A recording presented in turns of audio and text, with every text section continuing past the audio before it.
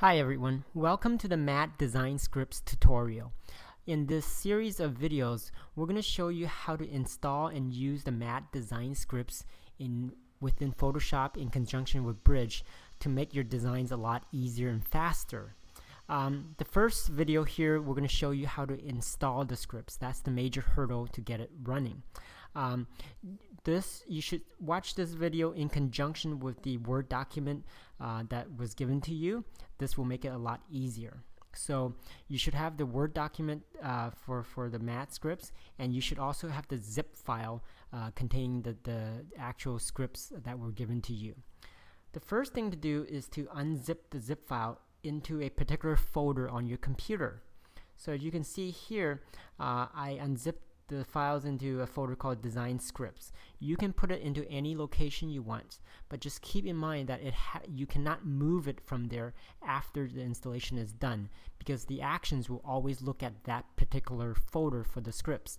If you somehow accidentally move it later on, you can no longer run the scripts and you would have to do a reinstall. Okay? So what I did here was I unzipped all the files into this particular folder. Next, I'm going to start up Photoshop, and I'm using a Mac here, but it's the same if you're using a Windows PC as well. So the first step in installing the scripts is to create actions on them. And so basically we're going to go to File, we're going to go to Scripts, and then Browse, and we're going to go to the folder where we placed our scripts, and we are going to run the script called Create Actions. And what this will do is it will automatically create a set of actions that calls to the scripts. So basically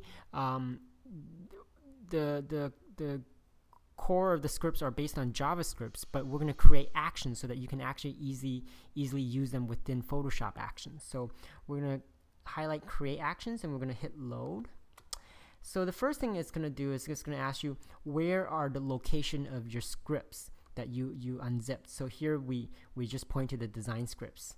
The next one, it says where do you want us to output the action file, and I'm going to just choose the same folder. So I'm going to choose the same design script folder here.